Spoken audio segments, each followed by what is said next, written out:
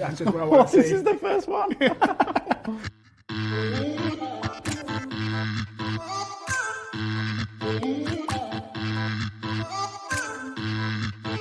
Hey guys, welcome to Question, Wings and Things, Season 3, Episode 6.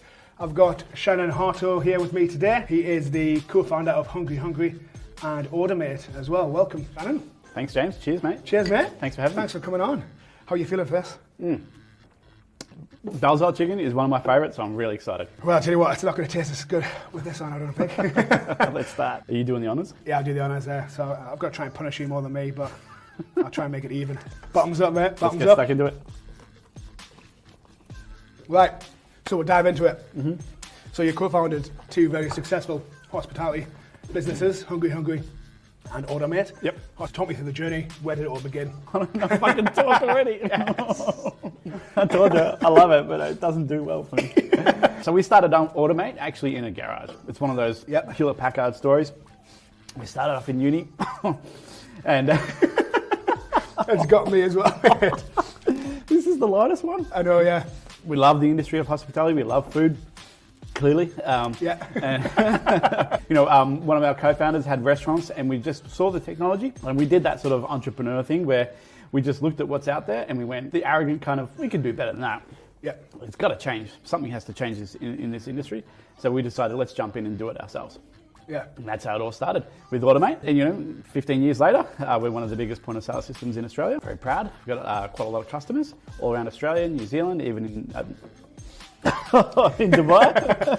It's creeping up on you. What do you recommend? The milk, the water, the beer? I think just slosh it all in one, to be honest, mate. I'm going to go to milk now. But a couple of years ago, we saw the winds of change coming. Yep. And we saw that there's a different change, a different power shift where restaurants, they've got to get on board with the technology, and that's where we went, okay, consumers, they're the ones that want to play with technology. They're the ones that are already using their phone 24/7, especially the younger generation. And so we decided that sort of technology should be brought into the restaurant. We should all be using that, and that was sort of the impetus, the birth of HungryHungry. Yeah. It's bringing technology into the restaurant for good as well, not just so they can sit there and play games. We try the next sauce, or? Oh, mate, tell you, how'd you find that one? Hot, really hot. It's good to kind of speed through it. Oh, this one's looking even more hot. I'm moving on to a different one for you. Bottoms up. It's got good flavour. Yeah, It's hot.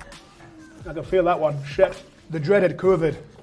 Obviously, it impacted so many businesses in hospitality, especially. And lots of businesses try to pivot. So, I mean, how did you manage to, I suppose, survive and pivot to make the business as successful as it is? It's a great question, but you know how much thought we put into it? None. We heard that announcement of the lockdown. We kind of saw it might be coming.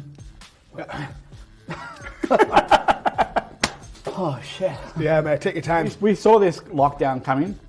We saw the idea of it happening. We actually thought, nah, it's not going to happen. They can't lock down a whole country.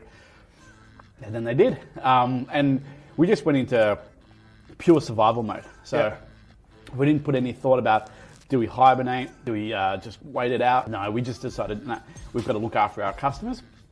They're our lifeblood. They're what we live and breathe for. This is what we get up in the morning for. And we decided, let's just do whatever we can to get them up and running. And we were basically fielding calls. Hundreds of customers a day were calling us. Yeah. And just saying, we've got to get online. And so we were just like, we didn't even think about it. Yeah. So it was almost like a 24/7 operation. It literally was almost 24/7. We had people all over the world just chipping in, doing massive amounts of hours, and just doing whatever they could. And it was like the worst time, the best time. It was absolute chaos. It was crazy. But then we'd have such a roller coaster. We'd be working with Maryvale. We'd get a call from Maryvale, who we've wanted to work with for 15 years plus. And then all of a sudden, we're helping them out. Seeing Justin Hammers doing his Instagram, and he was just so excited to be, opening just for takeaway. We had Francois, who's never even ordered takeaway before. Don't even know how to order takeaway. They're going online and doing pickup and delivery. It was an amazing time. It was a crazy time. Stressful for everybody. We stressed the whole team out. But yeah, it was something that allowed us to grow pretty quickly. And as you said, we've gone from like 13 people at the start of the year, last year, now we're over 70. Yeah. And we're still growing. So yeah, and I think that's part of the entrepreneur's journey, is that you can't always get too held up on what did you do yesterday, what did you do last week, what did you do last year. Yeah. If an opportunity comes ahead, you've got to take it by the horns. Yeah, we'll have a little beer sip break. How was that one?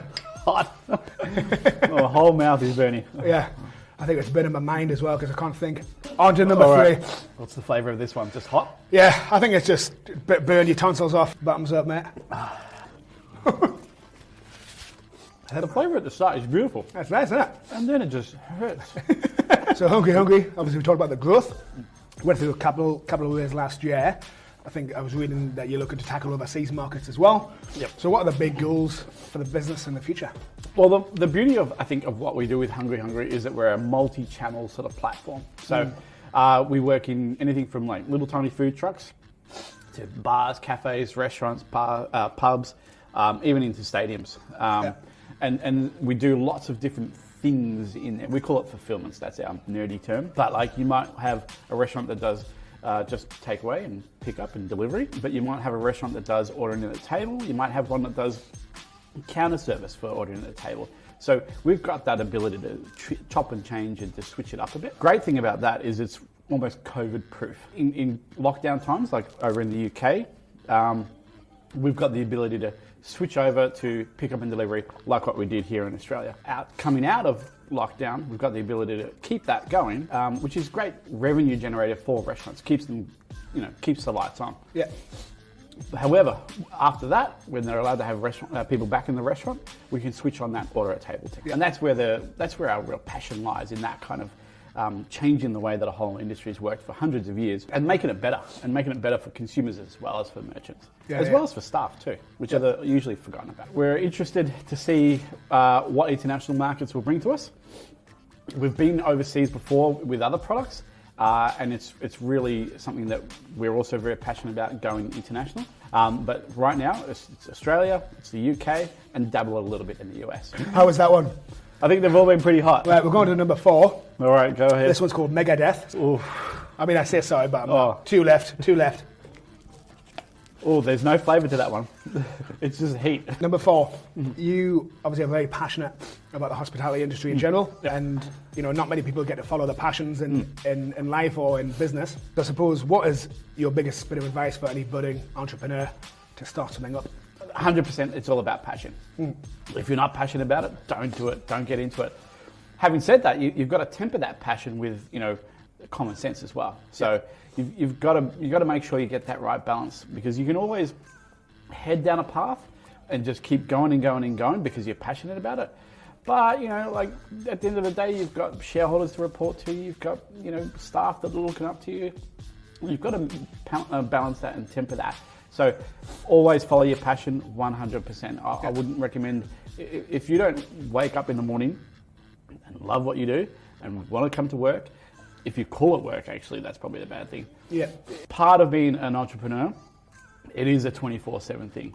You get phone calls at any time of the night. You get ideas at any time of the night. And then you end up, which people don't like, you text and Slack those ideas to everybody else. But, you can't help yourself. It's like, it's like being an artist. You've just got to get in front of the canvas and get it done, right? Yeah. If you're not in front of that canvas, what are you doing? So if you're not living and breathing that industry, living and breathing the whole product, the team, everyone you're working with, the customers, then just get out of it. Yeah. So you make sure it's what you really, really, really love doing. We'll quickly dive into the next one. Oh my God.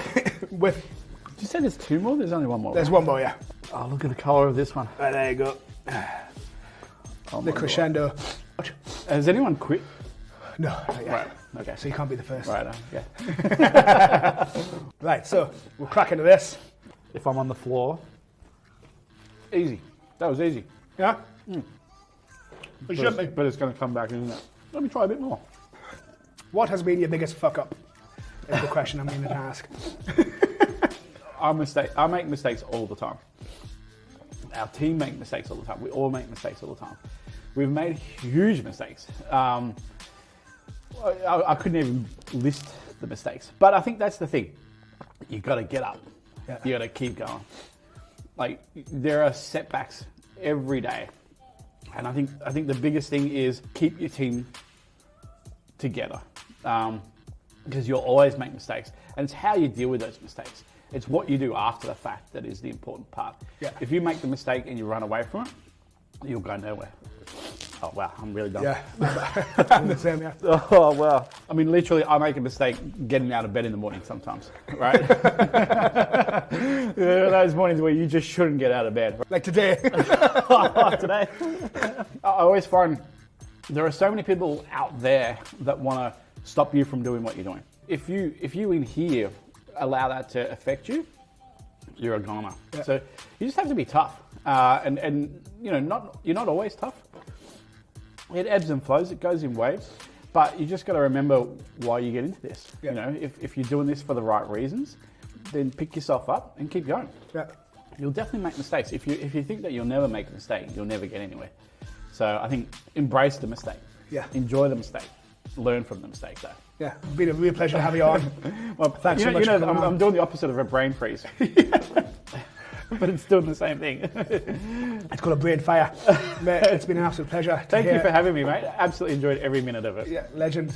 And hopefully we'll sing a few more of these after this. I'm going to be here for a while.